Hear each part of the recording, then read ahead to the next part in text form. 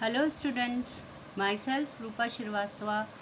Students, हम लोग fourth unit में एनवायरमेंटल केमिस्ट्री पढ़ रहे हैं। उसमें कि हमारा टॉपिक चल रहा है इस वक्त environmental segment as atmosphere, lithosphere, biosphere and hydrosphere. Students, हम लोग कल तक अभी देखे थे कि एटमॉस्फेयर के 3 लेवल को हमने देखा था। हमने क्या एनवायरनमेंट है इसके बारे में पढ़ा था, एनवायरनमेंट की डेफिनेशंस देखी थी पिछले वीडियो में, और उसके बाद हमने एटमॉस्फेयर पढ़ा था। एटमॉस्फेयर में आप जानते हैं जैसे कि 5 लेयर होता है स्ट्रक्चर अपना एटमॉस्फेयर का, अपने अर्थ का। तो उसमें की लेयर्स के नाम हैं, सबसे जो पृथ्वी के साथ लगा हुआ लेयर है उसको कहते हैं ट्रोपोस्फियर, जो कि 0 to 10 किलोमीटर रेंज में है। फिर उसके नेक्स्ट हमारा स्ट्रेटोस्फियर आ जाता है, जो कि 10 किलोमीटर से लेकर 60 किलोमीटर तक की रेंज में आता है। उसके नेक्स्ट हमारा मीजोस्फियर, जो कि 60 से 100 किलोमीटर रेंज में आता है। उसके बाद फोर्थ वन हमारा थर्मोस्फियर है, 100 किलोमीटर से 700 किलोमीटर्स तक आता है स्टूडेंट्स। उसके बाद हमारा लास्ट स्फीयर आता है एक्सोस्फीयर एटमॉस्फेयर का, जो कि 700 किलोमीटर से 10,000 किलोमीटर के रेंज में आता है। स्टूडेंट्स, हमने देखा कि ट्रोपोस्फियर में जो हमारा नियरेस्ट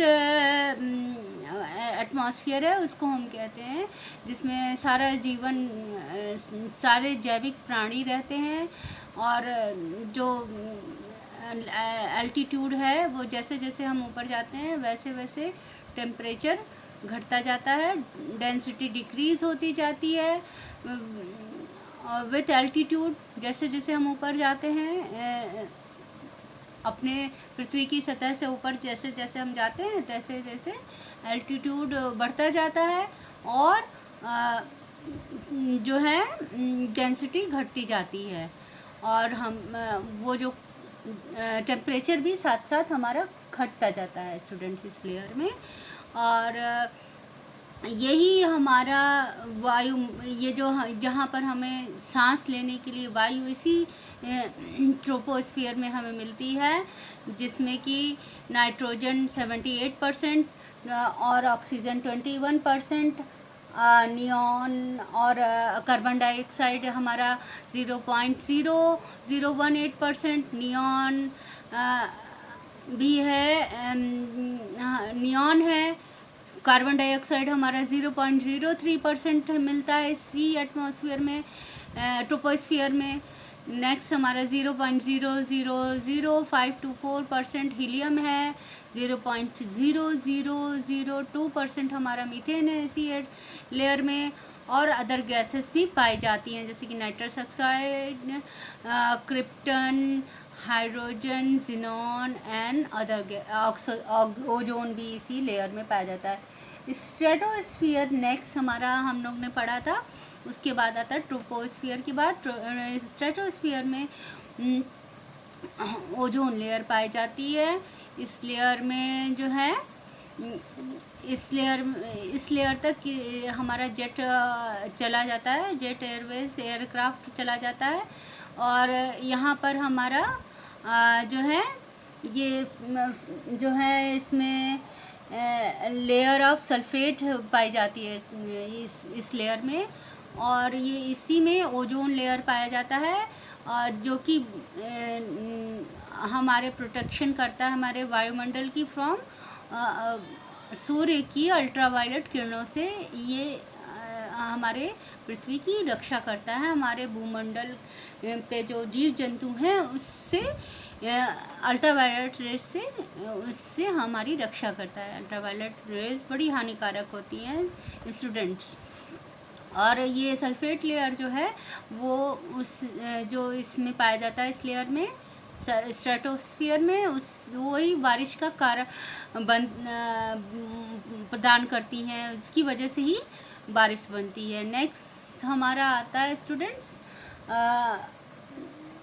जो है मीजोस्फीयर, मीजोस्फीयर में टेम्परेचर जो है -95 डिग्री सेल्सियस तक भी चला जाता है स्टूडेंट्स। और ये बहुत कूलेस्ट जोन होता है। यहाँ पर जेट एयरक्राफ्ट का थोड़ा मुश्किल होता है जाना। और इसके बाद नेक्स्ट हम लोग पढ़ेंगे थर्मोस्फीयर स्टूडेंट्स। थर्मोस्फीयर में ये कहाँ से एल्टीट्यूड इसका शुरू होता है, 100 किलोमीटर से 700 किलोमीटर तक की स्टूडेंट होता है। Upper zone of thermosphere were ionise हो जाता है ऑक्सीजन मालिक्यूल का इसमें, तो इसको आइनोस्फीयर के नाम से भी हम जानते हैं स्टूडेंट। थर्मोस्फीयर को हम आइनोस्फीयर भी कहते हैं।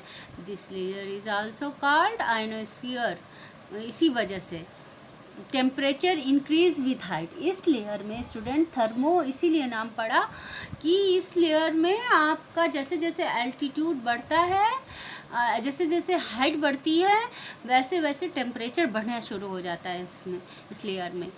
जैसे इससे पहले वाली लेयर में हम लोग ने पढ़ा था स्टूडेंट मीजोस्फीयर में कि टेम्परेचर -95 डिग्री सेल्सियस तक पहुंच जाता है, लेकिन इस लेयर में टेम्परेचर जो है बढ़ता जाता है जैसे जैसे हम और ऊंचाई पे जाते हैं, क्योंकि the positive less rate raise the temperature to maximum of about 1200 degree Celsius. This is enough, मतलब बहुत ज़्यादा होता है ये। तो because the thermopause lies at the lower boundary of the exosphere, it is also referred as exobase। मतलब इसके ऊपरी सतह पर जो है ये इसकी बाउंड्री जो होती है वो क्या कहलाती है, एक्सोबेस के नाम से भी जानी जाती है। थर्मोपॉज को एक्सोबेस भी कहते हैं, क्योंकि ये नेक्स्ट लेयर जो हमारा एक्सोस्फीयर होता है उसका आधार होता है students. The layer is completely cloudless, free of water vapours. इस लेयर में कोई भी वाटर वेपर्स नहीं एग्जिस्ट कर सकता, क्योंकि टेम्परेचर जो है बहुत ज़्यादा अधिक होता है स्टूडेंट्स। तो और वहाँ तक वाटर की ड्रॉपलेट्स वगैरह नहीं हो पाती हैं। यहाँ पर जो है ऑर्बिट में, इस ऑर्बिट में क्या होता है, the international space station orbit is also there between 350 and 420 kilometre, 220 and 216 metres. ठीक है स्टूडेंट्स, तो अब हम देखेंगे इसके बाद का लास्ट लेयर जो हमारा, जो कि अंतरिक्ष से बहुत ही क्लोज है, वो हमारे एटमॉस्फेयर का लेयर कौन सा है, सबसे आउटर लेयर एक्सोस्फीयर है students. Exosphere is the outer extreme layer, rarefied fringe of the atmosphere is called exosphere. ये जो है ये ग्रेजुअली मर्ज कर जाता है आउटर स्पेस से, मतलब अंतरिक्ष से। इस लेयर से हम इससे ही हम अंतरिक्ष में एंटर कर जाते हैं। तो ये हमारे पृथ्वी का आखिरी लेयर होता है स्टूडेंट्स।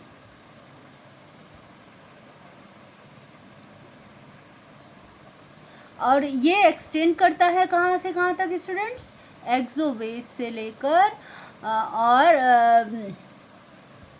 एक्सोबेस से लेकर located at the top of thermosphere at the altitude of 700 kilometre to 10,000 kilometre इसका रेंज है। This layer is composed of low density के हाइड्रोजन पाए जाते हैं, यहाँ हीलियम पाए जाते हैं, बहुत ढेर सारे हेवियर मॉलिक्यूल्स जिसमें कि नाइट्रोजन, ऑक्सीजन, कार्बन डाइऑक्साइड, ये जो है एक्सोबेस के पास में पाए जाते हैं students. The exosphere contain most of the satellite orbit of earth. यहाँ पर सैटेलाइट्स ज़्यादातर वहाँ उसी लेयर में अरेंज रहती हैं स्टूडेंट्स। ये हमारा हो गया एटमॉस्फेयर।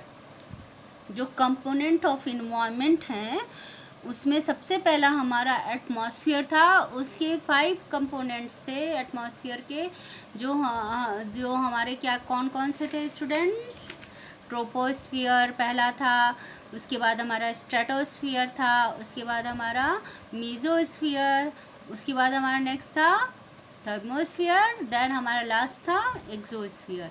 तो स्टूडेंट इसके बाद हम लोग हाइड्रोस्फियर के बारे में बात करेंगे। हाइड्रोस्फियर क्या, जो हमारी पृथ्वी का ज़्यादातर जो हिस्सा पानी से घिरा हुआ है उसको हम हाइड्रोस्फियर कहते हैं। और पानी से कितना परसेंट घिरा हुआ है हमारा पृथ्वी? 75% of earth surface other as ocean और सॉफ्ट वाटर और as fresh water, salt water. जो ओशियन को हम साल्ट वाटर कहते हैं और फ्रेश वाटर जैसे कि पॉन्ड्स, लेक्स, स्ट्रीम्स, ये सब क्या होती हैं? ये होती हैं हमारी फ्रेश वाटर। और जो है कि सी, ये ओशियंस जो हैं वो साल्ट वाटर होते हैं। ठीक है students, most of the earth surface water is in ocean. सबसे ज़्यादा पानी हमारे कहाँ पाया जाता है? समुद्र में पाया जाता है, जिसमें कि 35 part of 1000 of dissolve salt होता है। इसमें साल्ट पार्ट पाया जाता है बहुत मात्रा में, 35 parts. Okay students, the oceans are great reservoir. ये क्या है? एक पानी का बहुत बड़ा जलाशय है। जो समुद्र हैं हमारे जलाशय जैसे काम करते हैं, जो कि ये जो है ये रेगुलेट करते हैं कार्बन डाइऑक्साइड को भी। ओशियंस जो हैं नियंत्रण रखते हैं कार्बन डाइऑक्साइड पे भी हमारे। The ocean can absorb more carbon dioxide than the atmosphere. जितना हमारे एटमॉस्फेयर में कार्बन डाइऑक्साइड नहीं प्रेजेंट होता है उससे कहीं ज़्यादा हमारे समुद्र में एब्जॉर्ब होता है। और जो बचा कुचा रहता है वो मतलब ज़्यादातर समुद्र में ही एब्जॉर्ब और वायुमंडल में भी पाया जाता है बचा कुचा पार्ट उसका, कार्बन डाइऑक्साइड का।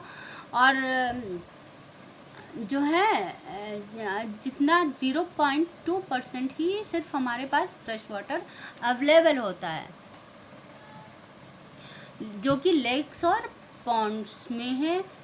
और यहाँ पर आप देखेंगे हमारा ये तो हाइड्रोस्फीयर हो गया। ये क्या है? हमारे फिजिकल कंपोनेंट्स हैं, जैसे एटमॉस्फेयर, हाइड्रोस्फीयर एंड लिथोस्फीयर। अब बायोस्फीयर जो है स्टूडेंट, लास्ट में मैं बताऊंगी कि कैसे इन तीनों एरिया को कवर करता है। एटमॉस्फेयर में भी जीवन है, और आप देखेंगे कि हाइड्रोस्फीयर में भी बहुत से जीव जंतु होते हैं, बहुत ज़्यादा मात्रा में होते हैं। और तरह तरह की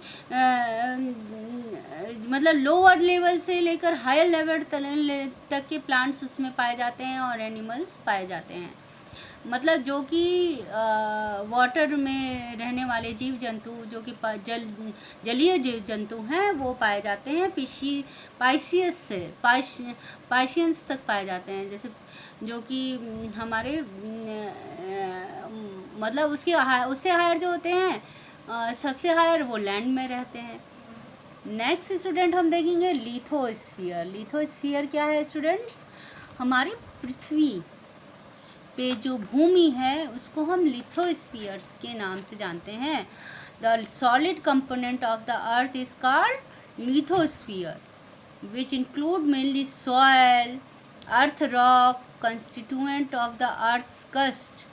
मतलब हमारे सॉयल को जिसमें हम लिथोस्फीयर में इंक्लूड करेंगे, और पृथ्वी पर पाए जाने वाले रॉक्स को लेंगे, और अर्थ क्रस्ट, जितना भी ऊपरी सतह है पृथ्वी का, क्रस्ट मतलब ऊपरी सतह जो होता है पृथ्वी का, वो इसमें लिथोस्फीयर में आता है।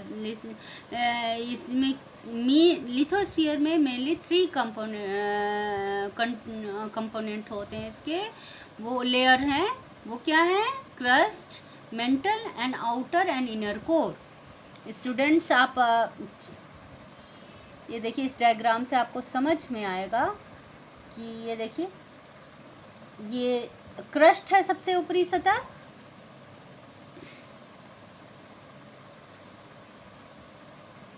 ये क्रस्ट है।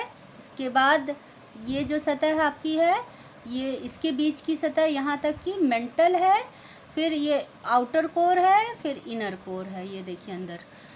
ठीक है, अब ये आप समझ गए कि कैसा हमारा पृथ्वी दिखाई देता है। ऐसे इसमें अंदर अंदर से कैसा दिखाई देता है स्टूडेंट्स, इस पिक्चर से आपको क्लियर हो जाएगा। सबसे ऊपरी सतह क्रस्ट है, फिर क्रस्ट से ये लेयर्स बने हुए मेंटल है, फिर आउटर कोर है, फिर इनर कोर है। ठीक है स्टूडेंट्स, तो ये हमारे पृथ्वी का इनर पार्ट कैसा है वो दिखाई दे रहा है आपको। Crust, mental, outer and inner core. The surface of crust is covered with soil. जो हमारा क्रस्ट, जो पृथ्वी का ऊपरी हिस्सा है, वो किससे ढका हुआ है? सॉइल से, मिट्टी से ढका हुआ है। और जो कि जिस मिट्टी में क्या ज़्यादा मात्रा में पाई जाती है? सिलिका और एल्युमिनियम पाया जाता है।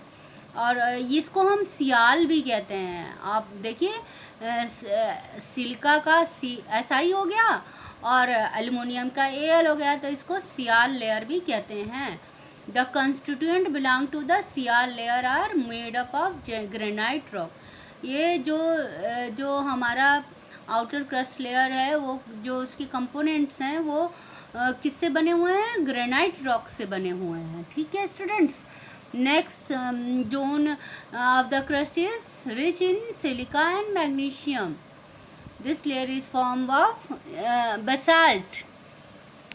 ठीक है स्टूडेंट, रॉक, ये जो मेंटल वाला लेयर है उसको बेसाल्ट रॉक से बना हुआ है। And constituent of ocean floor यही होता है, मतलब हमारी समुद्र का सतह जो है इसी लेयर में होता है। The basalt rock are heavier than granite rock. और ये जो है ग्रेनाइट रॉक से ज़्यादा, ऊपरी सतह जो हमारी जिस रॉक से बनी है, बेसाल्ट रॉक ज़्यादा ही भारी होता है उससे। नेक्स्ट लेयर इज मेंटल, मतलब वही लेयर है जो मेंटल कहलाती है। Has a thickness of 2400 kilometre. इसकी कितनी चौड़ाई है, थिकनेस है 2400 kilometre. The upper part of the mantle is known as asthenosphere. Mantle जहाँ से शुरू होता है उसको हम कहते हैं एस्थेनोस्फीयर, और लोअर मेंटल को क्या कहते हैं? मीजोस्फीयर। जो कि कोर से सटा होता है उसको हम मीजोस्फीयर भी कहते हैं। The inner most part of the earth is called core. सबसे अंदरूनी हिस्से जो पृथ्वी का जो हम कट करते हैं, तो सबसे अंदर के हिस्से को हम कोर कहते हैं। जो उस ऊपर वाले को आउटर कोर कहते हैं, अंदर वाले को इनर कोर कहते हैं। और ये जो है ये बहुत ही रिच होता है। कौन से मिनरल से? आयरन, निकल, कोबाल्ट, और जो कि मिक्सचर होता है, मिक्स किसके साथ होता है? सल्फर के साथ और सिलिका के साथ। The thickness of the core extend to 3500 kilometre. ये कितना होता है? 3500 किलोमीटर। और हमारा मेंटल कितना चौड़ा होता है? 2400 किलोमीटर। ठीक है स्टूडेंट्स, तो the core consist of outer and inner core. The inner core is solid. जो अंदरूनी कोर होता है वो सॉलिड होता है। ये वाला आप देखेंगे, ये वाला कोर जो होता है वो सॉलिड होता है, और ये जो होता है इतना सॉलिड नहीं होता है। ठीक है स्टूडेंट्स,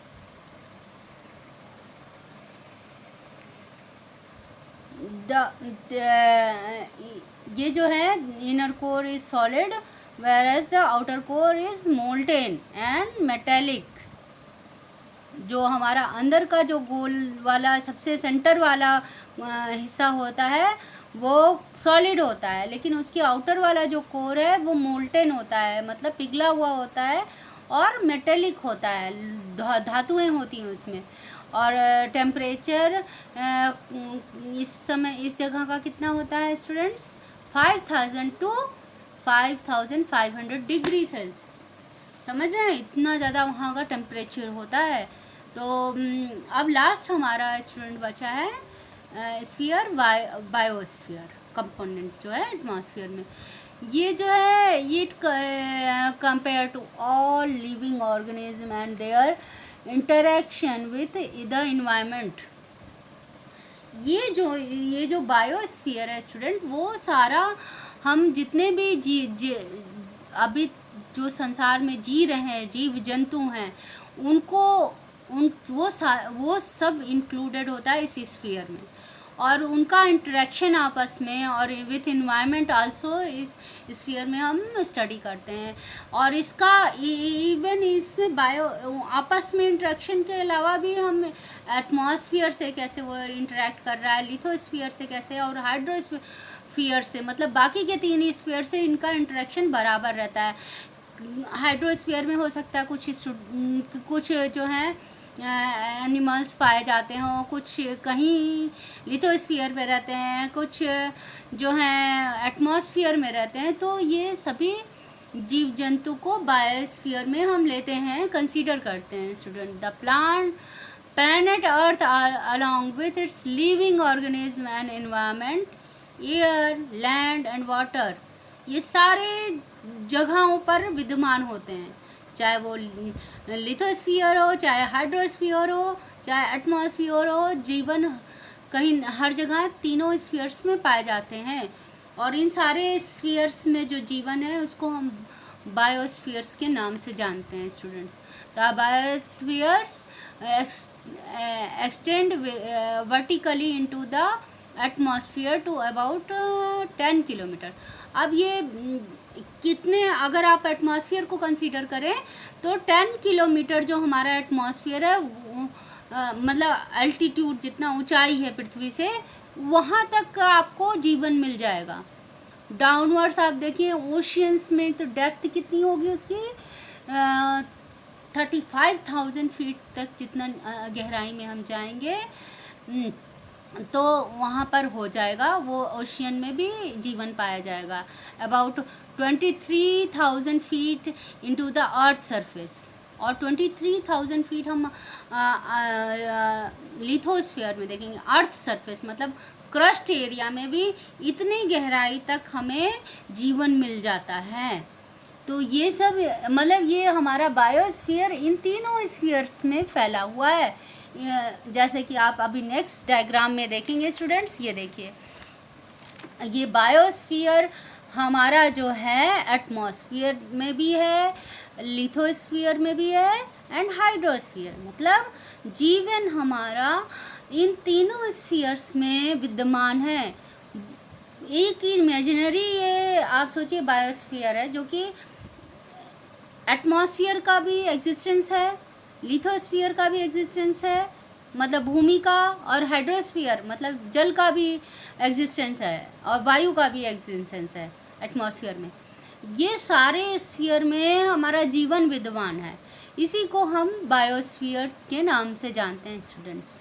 तो आई होप सो आपको अच्छी तरह से आपको एनवायरनमेंट हमारा क्या है और उसके कंपोनेंट्स क्या हैं, और ये स्फीयर्स किसको इसमें हम क्या कंसीडर कर रहे हैं, ये आपको सारा समझ में अच्छी तरह से आ गया होगा स्टूडेंट्स। तो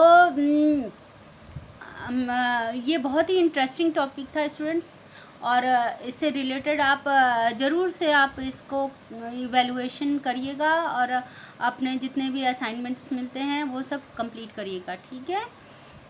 इवैल्यूएशन तो हम लोग करेंगे, और जितने भी रिलेटेड आप इसमें आपको असाइनमेंट्स मिल रहे हैं उसको आप कंप्लीट करिएगा, ठीक है। और अच्छी तरह से आप अपना कवर कीजिएगा इसको, इस टॉपिक को, ये बहुत ही इंटरेस्टिंग टॉपिक है। Thank you students for today.